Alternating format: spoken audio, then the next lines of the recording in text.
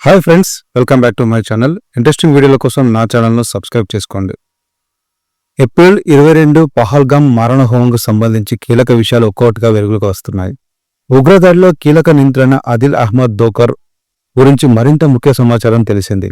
ఇతడు పాకిస్తాన్లో శిక్షణ తర్వాత భారతదేశానికి తిరిగి వచ్చి ఇతర ఉగ్రవాదులో సమన్వయం చేసుకుని పర్యాటకులపై దాడికి పాల్పడ్డకు తెలుస్తుంది. జమ్మూ కాశ్మీర్ అనంతనాగ్ జిల్లాలోని బెజ్బెహార్లోని గుర్రే గ్రామానికి చెందినవాడు ఈ ఆదిల్ అహ్మద్ దోకర్. బైసరంలో జరిగిన ఉగ్రదాడి ప్రధాన రూపకర్తల్లో ఒకరు. ఏప్రిల్ 22వ తేదీన 26 మందిని కాల్చి చంపిన పహల్గామ్ మారణహోమంలో పాల్గొన్న ఉగ్రవాదులో ఒకడైన ఆదిల్ అహ్మద్ దోకర్ 2018లో పాకిస్తాన్కు వెళ్లి 6 సంవత్సరాల తర్వాత 3 లేదా 4 ఉగ్రవాదులతో కలిసి కాశ్మీర్కు తిరిగి వచ్చాడు. 2018లో ఆదిల్ అహ్మద్ దోకర్ గుర్రే తన ఇంటిని విడిచిపెట్టి స్టూడెంట్ వీసాపై పాకిస్తాన్కు వెళ్లాడు. నిఘా అధికారుల సమాచారం ప్రకారం దోకర్ తాను పాకిస్తాన్కు వెళ్లడానికి ముందే తీవ్రవాదిగా మారే సంకేతాలు చూపించాడు. భారతదేశం నుంచి బయలుదేరే ముందు సరిహద్దు అవతల నుండి పనిచేస్తున్న నిషేధిత ఉగ్రవాద సంస్థలతో సంబంధం పెట్టుకున్నాడు. పాకిస్తాన్కు వెళ్లాక ఒక్కసారిగా దోకర్ అదృశ్యమయ్యాడు.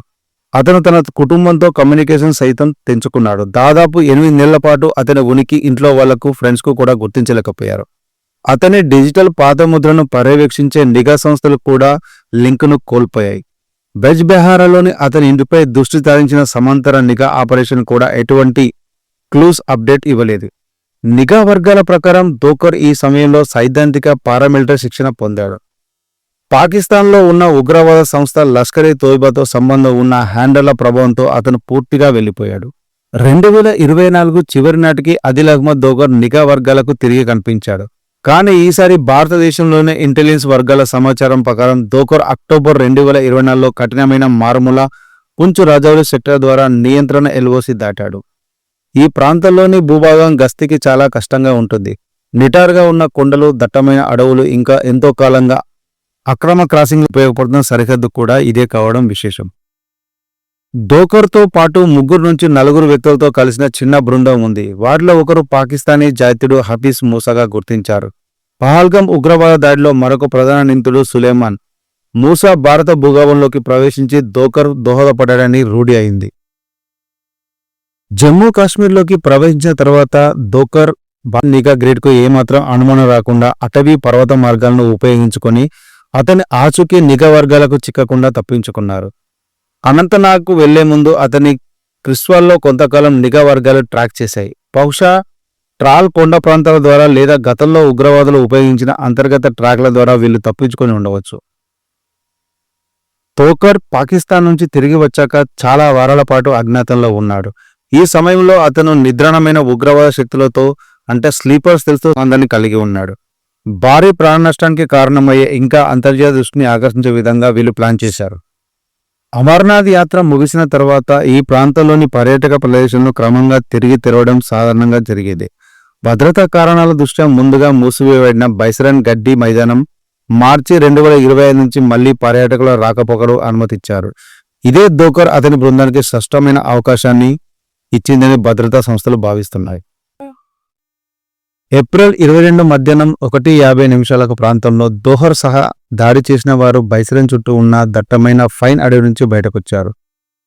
అసాల్ట్ రైఫిళ్లతో సాయుధులై పర్యాటకులు గుమిగూడిన ప్రాంతాల వైపు వేగంగా కదిలారు.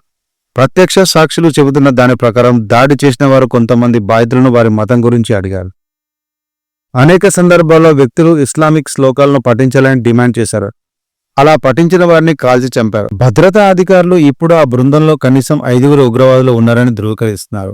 వారు చిన్న యూనిట్లుగా విడిపోయి గడ్డి మైదానంలోని 3 నిర్దిష్ట ప్రాంతాలను లక్ష్యం చేసుకున్నారు. మొత్తం దాడి 10 నిమిషాల కంటే తక్కువ సమయం కొనసాగింది. భద్రతా దళాలు ఘటనా స్థలానికి చేరే సమయానికి జరగాల్సిందంతా జరిగిపోయింది.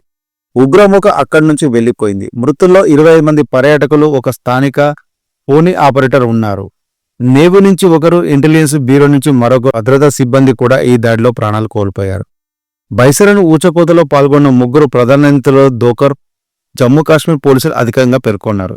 మిగిలిన 2 పాకిస్తాన్ జాతీయులు హషీం మూసా అలియాస్ సులేమాన్ మరియు ఆలీబాయ్ అలియాస్ తల్హాబాయ్ అని గుర్తించారు. ఈ 3 ఊహా చిత్రాలను విడుదల చేశారు. వారిని పట్టుకోవడానికి దారి చేసే విశ్వసనీయ సమాచారం కోసం 20 లక్షల రివార్డును కూడా ప్రకటించారు. అనంతనాగ్, పహల్గాం మరియు ప్రక్కనే ఉన్న అటవీ ప్రాంతాల్లో భద్రతా దళాలు జిల్లా వ్యాప్తంగా సోదాలు ప్రారంభించాయి. గురువారం రాత్రి దోకర్ మరొక నిందితుడైన త్రాహ్ చెందిన ఆసిఫ్ షేక్ చెందిన ఇళ్లను పేల్చివేశారు. సోదాలు జరిపిన సమయంలో ఇళ్లలో పేలుడు పదార్థాలు నిల్వ చేసినట్లు భద్రతా సిబ్బంది కనుగొన్నారని అధికారులు తెలిపారు. ఇవి భవిష్యత్తులో వాడేందుకు లేదా ప్రతిదాడి చేసేందుకు సిద్ధంగా చేసుకున్నారని భావిస్తున్నారు. ఇక ఈ దాడిలో రెండవ కీలక సూత్రధారి ఆసిఫ్ షేక్. ఇతను దాడికి సంబంధించి లాజిస్టికల్, సాంకేతిక మద్దతు అందించారని తెలియజేస్తారు.